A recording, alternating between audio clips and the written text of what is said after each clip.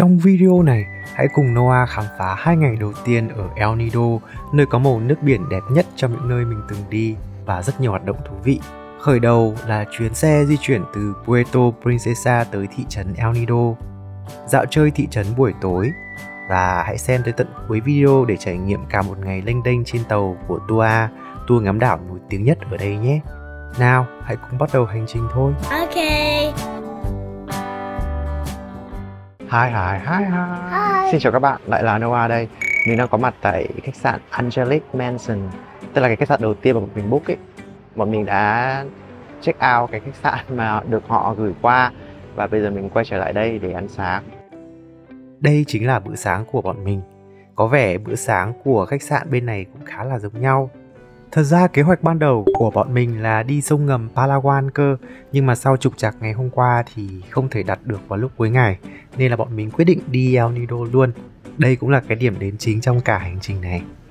Mình đã lên xe trung chuyển để tới El Nido. Cái xe này thì là khách sạn thuê hộ cho mình, một người là 700 peso. Xe thì sẽ đi vào lúc 11 giờ sáng, nhưng mà tầm 9 rưỡi là đã có lái xe đến đón rồi các bạn. Cái bạn lái xe này thì cũng khá là nhẹ nhàng. Sau một hồi ngồi ở đây thì bọn mình lại phải chuyển sang một xe khác. Đây chính là cái xe khác đấy đẹp. Sau đó thì xe di chuyển vào sân bay để đón thêm khách, rồi lại quay lại, rồi lại vào sân bay đón khách, rồi lại quay lại. Quá trình này khiến mình ngồi sốt cả ruột. Và sau một hồi thì xe lại quay trở lại điểm ban đầu một lần nữa. Mình không biết là cái vòng lặp này nó sẽ kéo dài bao lâu, nhưng mà mình nghĩ là khi nào mà xe đầy khách thì xe mới đi tiếp. Cuối cùng thì khi xe đã kín chỗ thì họ mới bắt đầu đổ xăng và bọn mình lên đường. Quãng đường từ đây tới El Nido là khoảng 270 km và sẽ đi trong vòng hơn 5 tiếng đồng hồ gì đó. Thật ra đường ở đây trải nhựa khá là tốt, chỉ có điều là hơi vòng vèo và lượn vòng thôi. Trước đó thì mình đọc mấy bạn chia sẻ là đường rất là sóc nên là cũng hơi ngại. Đi được 1/4 quãng đường thì lái xe dừng lại nghỉ chân. Bọn mình tưởng là nghỉ này là nghỉ thay ăn trưa nên là mua bim bim và nước ngồi ăn. Yeah, how much? 70. 70. Nhưng mà không, đi đến nửa đường thì mới chính xác và ăn trưa và lại dừng lại. Bây giờ thì xe đã đi được nửa đường và bọn mình đang dừng chân ở đây để ăn bữa trưa. Ở đây thì đã nhìn thấy màu biển rất là đẹp rồi. Super. Họ có cơm bình dân như thế này, nhìn cũng hay nên là mình cũng ăn thử. Từ hôm sang đây là chưa ăn cơm của người Philippines thực sự bao giờ, nên là mình cũng khá là háo hức. Ở đây có một cái món cá khá là lạ, họ hấp trong lá chuối. Excuse me, one of this. Và để đề phòng là mình không ăn được thì mình gọi thêm trứng nữa. And 2 eggs.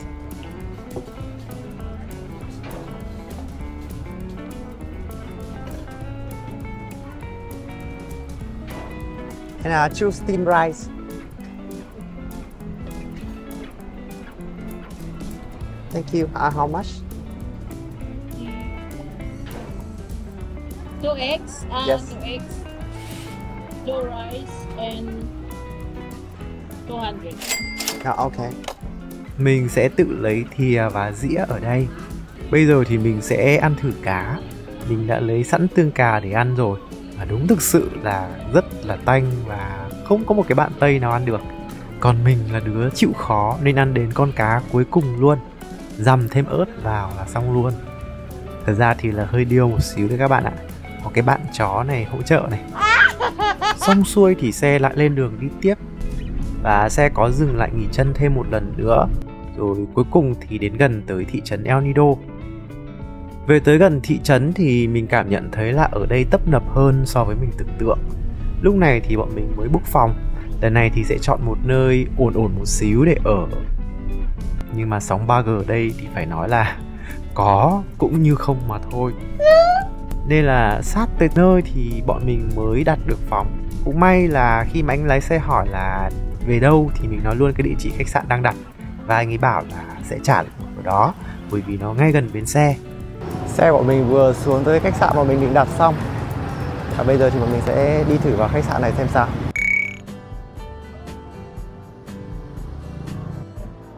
Hello. Mình sẽ cần vào thang máy và lên trên. Hello. Yes, we have booking on trip.com. Ấn tượng đầu tiên của khách sạn này là trang trí Giáng sinh rất đẹp luôn ấy. Nhìn chung thì phòng khá là sạch sẽ và có cả dép đi trong nhà. Nhưng mà nhược điểm lớn nhất đó là wifi trong phòng của mình thì cũng lại như 3G, đó là có như không có. Muốn có wifi thì mình sẽ phải ra cái sảnh trước lễ tân này để mà hứng sóng. Bây giờ mình sẽ đi khám phá xem ở trong thị trấn Erudo này có gì nhé. Mới có hơn 6 giờ nhưng mà trời ở đây thì tối rất là nhanh. Bây giờ thì bọn mình sẽ tìm đường đi ăn tối. Ở đây thì cũng có đồ nướng khá là thơm. Sau một hồi tham khảo chị Google thì bọn mình tìm được nhà hàng này, tên là Bulalo Plaza. Hello. Thank you. Trông nhà hàng khá là gần gũi nên là quyết định vào luôn. Cái quán này thì chỉ cách khách sạn của mình tầm khoảng 500 mét thôi. Ở đây thì cũng có khá là nhiều món để chọn. Và bọn mình đã gọi được những món này. Mực nướng, nhìn trông rất là tươi ngon. Cá thu nướng, rất là thơm. Excellent. Ở đây thì có một cái bình nước to miễn phí cho khách. Bây giờ mình sẽ ăn thử xem là mực ở đây ăn như thế nào nhé. Họ cắt khá là đẹp. Yeah. Bây giờ thử ăn xem miếng đầu tiên này. Họ có cho thêm nước mắm nhé, nhưng mà mình có mang theo cái sốt ở Việt Nam mình nên mình sẽ ăn thử xem thế nào nhé.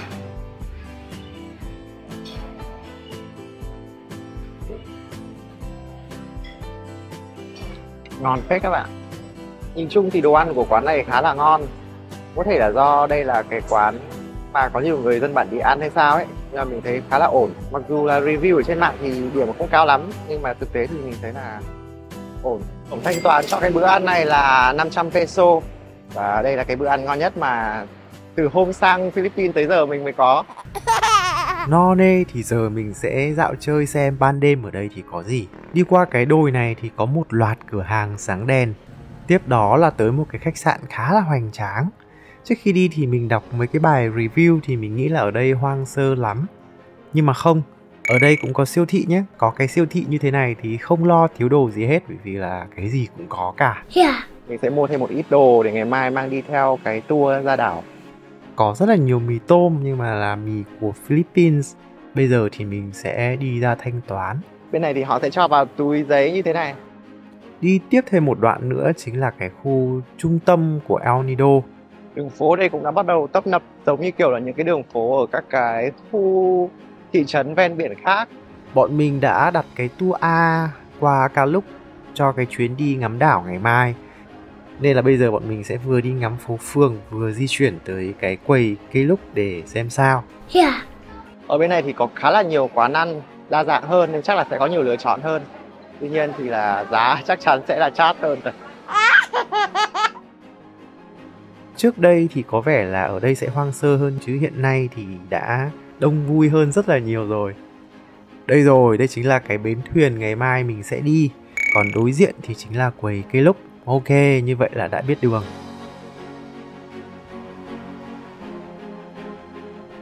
Trên đường đi về thì mình lại thấy bánh mì. Đúng là bánh mì của Việt Nam mình thành đặc sản, thành một cái tên luôn rồi.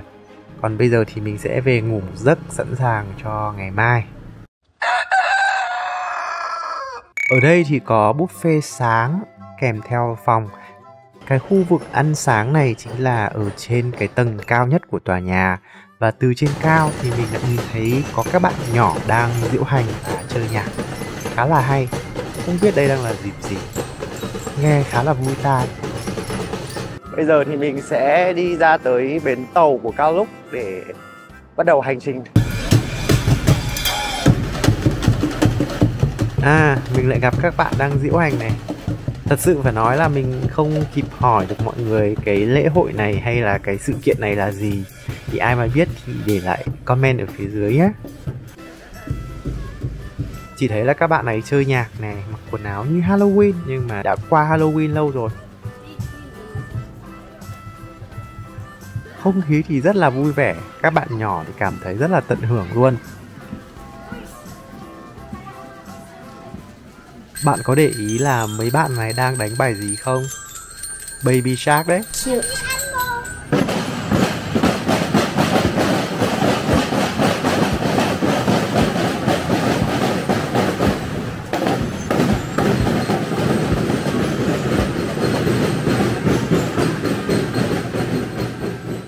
Trên website thì có để là tour thì sẽ đón khách từ 8 giờ đến 8 rưỡi. Nên là bây giờ cũng hơi vội vội một xíu. Quầy cây lúc đây rồi, mình đi vào bên trong thì lại được chỉ ra phía đối diện, ở phía cái chị này. Vé thì mình đã mua sẵn rồi nên là bây giờ mình sẽ đưa lại cho chị ý. Good morning. Yes, we good have the tour on Caleb. Tour A. Yeah, tour A. Voyen. Yeah. This one. Yes, one. Two persons. You just pay for the environmental and the lagoon entrance fee. Not yet. So you need to pay here 200, that's 400. Yes, we need to Each pay now. person. Yes, sir. Okay. Sẽ cần mất thêm phí bảo vệ môi trường và phí vào các lagoon nữa. Tổng cộng là 400 peso một người. Và ngày mai nếu mà mình tiếp tục đi một cái tour nào đó nữa thì mình sẽ không phải trả thêm, vì chỉ cần trả một lần thôi. Okay. Ở đây thì họ chia ra làm 4 tour ngắm đảo A, B, C, D. Trong đó thì tour A là tour nổi tiếng nhất và gần như là điểm nhấn. Họ ghi vào sổ khá là thủ công và chị ấy đưa vé, có bảo bọn mình đứng ở đây để chờ tàu. Tên của tàu bọn mình sẽ đi là tàu Janas 3. Lúc này thì đã có khá là nhiều người đứng đợi ở đây rồi.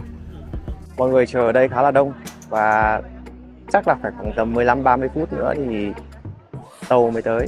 Trong lúc đợi thì sẽ có rất là nhiều người mời gọi mua cái gói Ocean Pack để đựng đồ đi biển. Mình thì không mua, nhưng mà thật ra thì mình nghĩ là cũng cần đấy. Cuối cùng thì cũng có người gọi bọn mình lên tàu.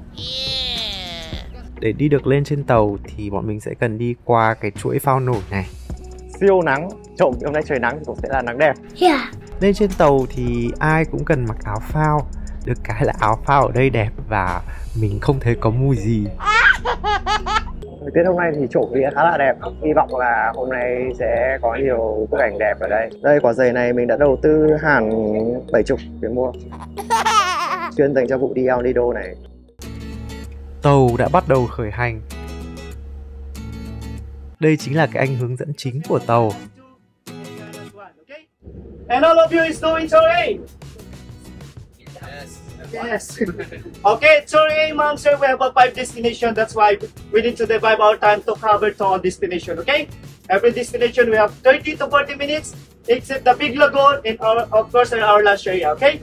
Big Lagoon. Theo chia sẻ của anh ấy thì tour này sẽ có 5 điểm lớn. Điểm nhấn của cái tour này chính là Big Lagoon và ở đó thì sẽ có chèo thuyền kayak, họ sẽ thu phí riêng. Excellent. Anh hướng dẫn này rất là vui tính và đang giới thiệu các cái nhân sự ở trên tàu. Floor, okay? Nice to meet you. FLOR, Floor. And of course my partner, Marvin. What picture get today? And of course this lap, our captain, Captain number 2. Everyone, you know how to swim? Raise your hand, not your swimmer, be honest. Raise your hand, right your hand. Not your swimmer, not your shy. Ê, hỏi mọi người là mọi người có bơi được không? Everyone, good swimmer. Và các bạn đoán xem là mình có giơ tay không? Thật ra thì không bơi cũng không có vấn đề gì cả, chỉ cần mặc áo phao là mình có thể di chuyển được. Every time that you're going to the seawater, please bring your own life jacket or please wear your life jacket because your safety, that's our priority. Okay? And thank you for listening and God bless you all. Mabuhay. Họ chia sẻ rằng là mình có thể được phép di chuyển ở khắp nơi trên tàu. Excellent. Sau khi anh ấy nói xong thì đã đến giờ mọi người hì hục bôi kem chống nắng. Bây giờ thì mình sẽ đi vòng vòng xem quanh tàu có gì nhá. Phải công nhận rằng là nước biển ở đây rất là đẹp. Nước rất là xanh luôn. Mát lắm các bạn ơi. Ở đây có thể di chuyển khá là tùy ý đến khắp nơi. Mình đang ở cuối đuôi tàu luôn. Để nhìn thấy được mọi thứ xung quanh. Thậm chí là các bạn có thể di chuyển ra ngay mũi tàu như thế này để chụp hình sống ảo nữa. From here, the Big Lagoon going to Secret Lagoon within 15 minutes only, and within 15 to 20 minutes. Okay? Điểm đến đầu tiên chính là Secret Lagoon, tức là lagoon bí mật. Để di chuyển vào cái lagoon bí mật này thì đầu tiên là sẽ cần phải bơi một đoạn. Mình thì không biết bơi nhưng mà không sao cả, đã có áo phao rồi. Chỉ có điều rằng là cái máy quay của mình thì không kháng nước, cho nên là mình cần phải mua thêm cái phần vỏ này. Đầu tư nhá, nên là bạn nào chưa subscribe thì tranh thủ đăng ký nha. Tuy nhiên thì bởi vì lần đầu tiên mình dùng và nó cũng không được ổn cho lắm, cho nên sẽ có nhiều lúc các bạn sẽ thấy hình ảnh nó hơi bị mờ, thì các bạn thông cảm nhé. Yeah. And of course, activity inside is only take picture and sightseeing only. Okay? Thật sự thì mình cũng không bơi giỏi lắm, cho nên là toàn bị sóng đánh giạt đi giạt lại. Và cuối cùng thì mình được cái anh bán dừa này, anh ấy thả cho cái dây thừng để kéo đi. Để đi vào trong cái Secret Lagoon này thì mình sẽ cần phải vượt qua một số cái phần đá khá là nhọn. Cũng không khó khăn gì cả, bởi vì cái anh dẫn đoàn anh ấy cũng vẫn hướng dẫn cho mọi người và chỉ cho mọi người cách đi qua làm sao cho nó tiện nhất. Đây rồi, đây chính là Secret Lagoon. Wow. Lagoon này thì khá là nhỏ nhưng nước rất là trong. Tuy nhiên thì do mình mới làm quen với cái vỏ máy quay này cho nên là đang không quen cho lắm.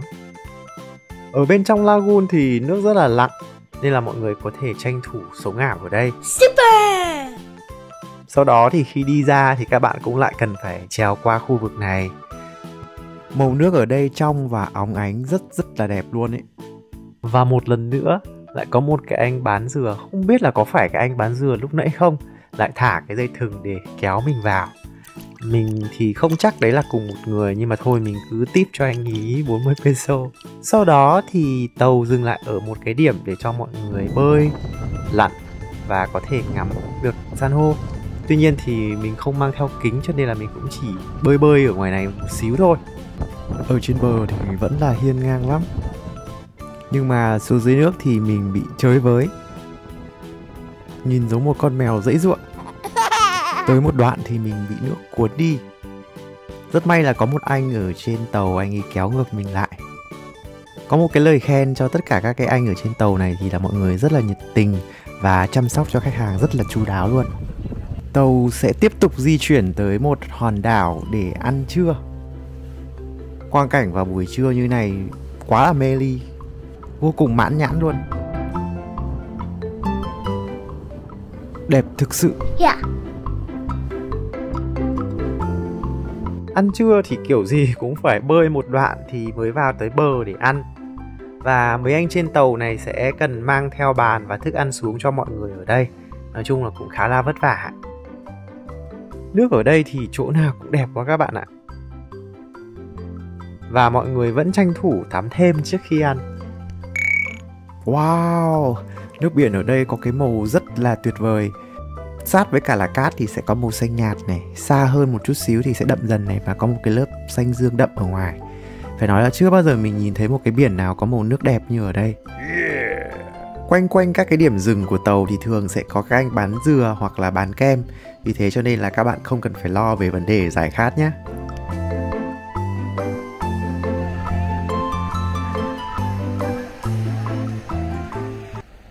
Và đây chính là bữa trưa của tour. Cũng có khá là nhiều món. Mọi người sẽ xếp hàng vòng quanh để ăn. Các bạn không lo là thiếu đâu, bởi vì thực sự rằng là khá là nhiều. Ở đây thì có cơm, tôm, cá nướng, khá là nhiều thứ. Và đây thì chính là cái đĩa thức ăn của mình. Mình vừa mới ăn trưa xong, hy vọng là bữa trưa này sẽ ngủ no để có thể chơi cả chiều. Ăn xong thì mình chỉ đi dạo bộ thư thả quanh bờ biển thôi. Còn mọi người thì vẫn hì hục tắm biển. Thực ra là tắm ở đây thì vừa sạch vừa thích ấy, nên là thật sự là khó cưỡng được cái việc là tắm biển ở đây. Nếu như mà ở những cái nơi khác thì chỉ có một vài nơi, một vài điểm có bãi biển đẹp, nước trong. Còn gần như cái khu nào ở đây cũng thế này các bạn ạ. Rất là đẹp và rất là nguyên sơ ấy.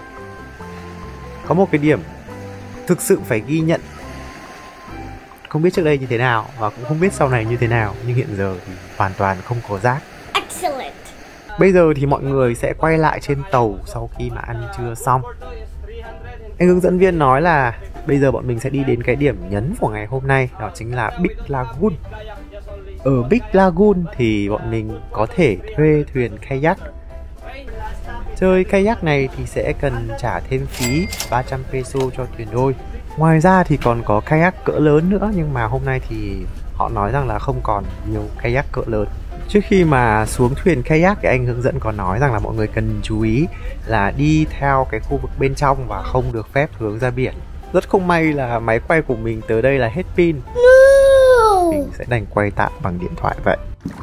But if you don't know how to paddle, you can stay on the boat. Because it's too difficult to use the kayak if you don't know how to paddle. Right, sir? Yeah. Mình thì thực sự mà nói là chèo thuyền kayak nó cũng khá là hên xui. Cho nên là sau vài lần cắm đầu ra biển thì anh dẫn tour buộc kayak của mình luôn vào kayak của anh ấy.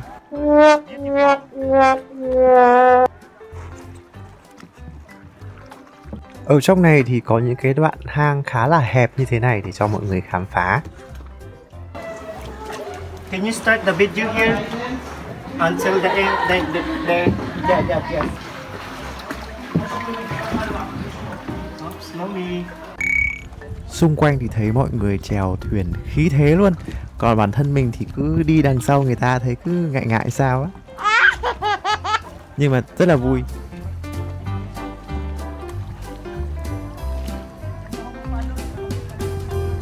Sau một hồi thì đã tới cái phần Big Lagoon và cái anh dẫn tour đã thả tự do cho bọn mình. Ở trong Big Lagoon thì nước không sâu lắm. Bạn có thể thả người để trôi bồng bềnh trên dòng nước như thế này.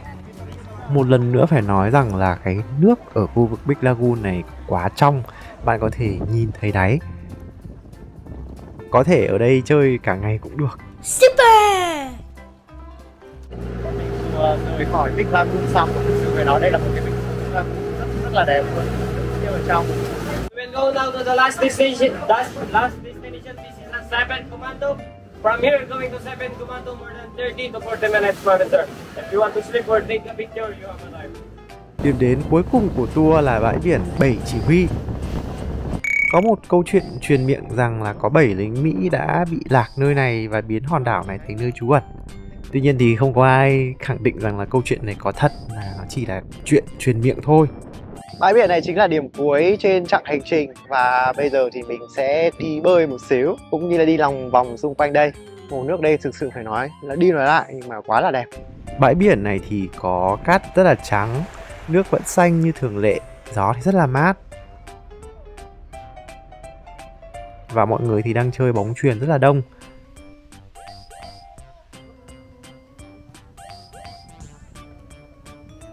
Ở đây cũng có cái khu vực để phục vụ đồ uống và ăn vặt, nhưng mà xếp hàng khá là dài nên là mình không thử nữa. Sau một ngày phơi nắng thì bây giờ mình cũng giống như người Philippines rồi. You're cute. Tuy nhiên thì cuộc chơi nào rồi cũng phải tàn. Bây giờ thì cũng đã đến lúc bọn mình cần phải đi về. Buồn ghê. Không biết có phải là con tàu đằng sau nó bị trục trặc gì hay không.